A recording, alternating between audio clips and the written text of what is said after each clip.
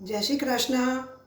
આજે હું તમને એક પંજાબી સબ્જીની રીત શીખવાડું છું, જેનું નામ છે કાજુ કેપ્સિકમ મસાલા।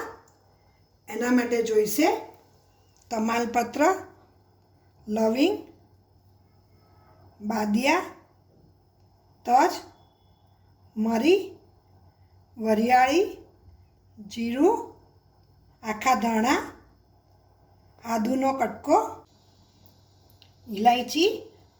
જો તમે લસણ ખાતા હોય તો લસણ યુઝ કરવું, ના ખાતા હોય તો એને સ્કીપ પણ કરી શકાય। આખા લાલ મરચાં, હવે ટામેટાં, કાંદા, કાજુ, મગજતરીના બી, કેપ્સિકમ, મીઠું, ખાંડ, કસૂરી મેથી અને તેલ। તો ચલો હવે આપણે કાજુ કેપ્સિકમ મસાલાનું શાક બનાવવાનું શરૂ કરીશું। સૌપ્રથમ ગેસ ચાલુ કરી અને એક કઢાઈ મૂકી અને કઢાઈ ગરમ થાય એટલે આપણે એમાં તેલ નાખીશું।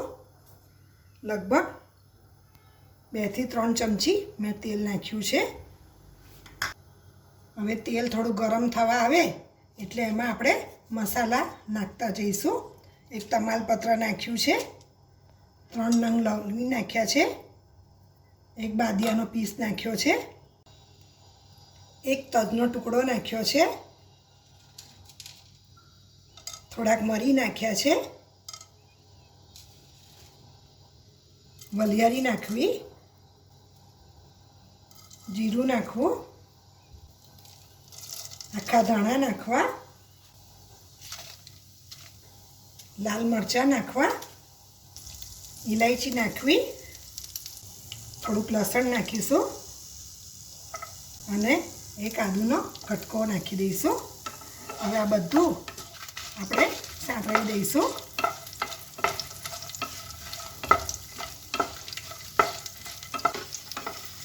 જો હવે આ મસાલા ગુલાબી રંગના શેકાઈ ગયા છે એટલે એમાં સૌપ્રથમ આપણે ડુંગળી નાખીશું અને ડુંગળીને થોડી સાંતળવા દઈશું। ગેસ થોડોક મીડિયમ કરી દઈશું।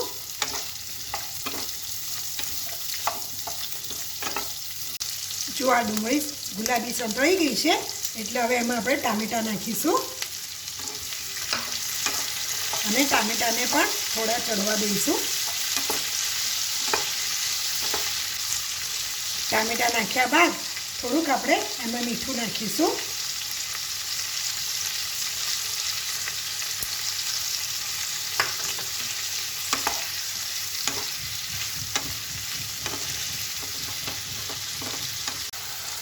હવે એમાં આપણે કાજુના કટકા નાખીશું અને જોડે મગજતરીના બી નાખીશું અને એને થોડા સંતળાવા દઈશું।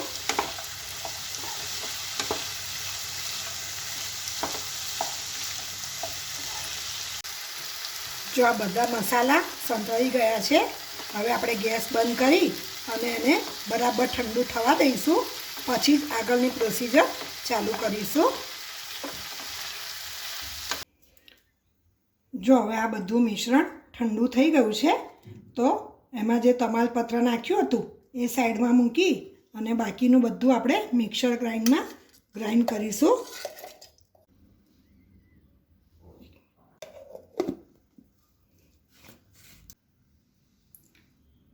જો આ જે ગ્રેવી હતી એ આપણે ક્રશ કરીને તૈયાર કરી છે।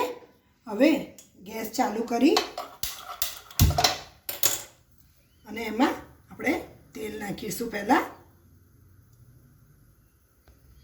હવે એમાં 2 ચમચી આપણે ઘી નાખીશું। પંજાબી શાક હોય એટલે આ રમેશ ઘી તેલથી મિક્સ કરીને કરશો તો એનો સ્વાદ બહુ જ સરસ આવશે। હવે ધીમો તાપ રાખી અને આપણે જે કાજુના કટકા છે એ આપણે પહેલાં સાંતળી દઈશું। થોડા જ ગુલાબી રંગના કરવાના હોય છે। કાજુ ગુલાબી રંગના થઈ ગયા છે એટલે આપણે એક બાઉલમાં એને કાઢી લઈશું। એવી જ રીતના આપણે કેપ્સિકમને પણ થોડાક સાંતળી દઈશું।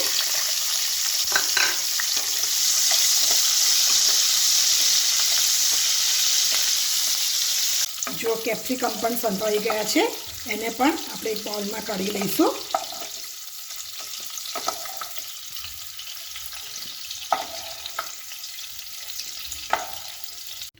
જો હવે આ ઘી ને તેલ જે મિશ્રણ છે એમાં જ આપણે થોડુંક તેલ બીજું ઉમેરી દઈશું, 1 ચમચી જેટલું, અને તમાલપત્ર નાખી અને તમાલપત્ર તતડે એટલે આપણે આ જે ગ્રેવી છે એ ગ્રેવી એમાં ઉમેરીશું.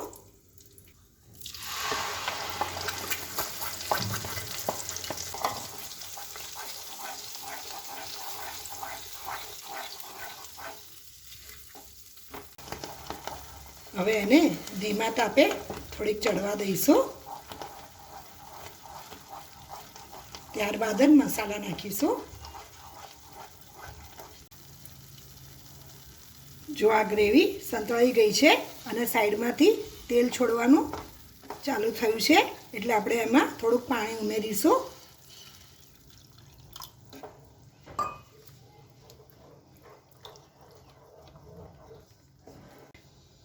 હવે આપણે એમાં મસાલા ચાલુ કરીશું. પહેલાં આપણે મીઠું નાખેલું છે સાંતળતી વખતે, એટલે થોડુંક જ મીઠું નાખીશું. લગભગ અત્યારના હું 5 ચમચી જ મીઠું નાખું છું. કાશ્મીરી લાલ મરચું નાખીશું. એનાથી તીખાશ નહીં આવે પણ કલર આવશે થોડો. લગભગ 1.5 નાની ચમચી મેં કાશ્મીરી મરચું નાખ્યું છે અને એને બરાબર આપણે હલાવી દઈશું.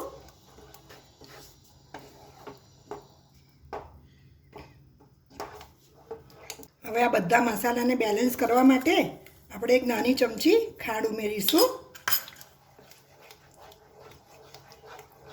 અને બરાબર મિક્સ કરી દઈશું. જો હવે આ ગ્રેવી તૈયાર થઈ ગઈ છે અને એમાં આપણે 1 ચમચી બટર ઉમેરીશું.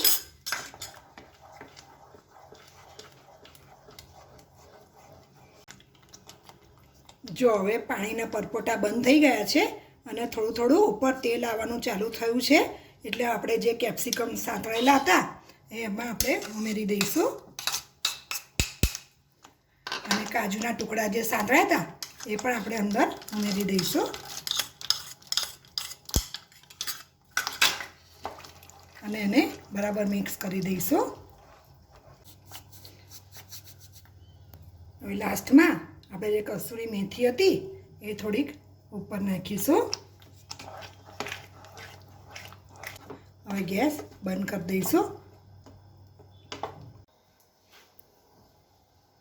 જો આ પંજાબી કાજુ કેપ્સિકમનું સબ્જી ખાવા માટે તૈયાર થઈ ગઈ છે, જેને હું ક્રીમથી ગાર્નિશ કરું છું.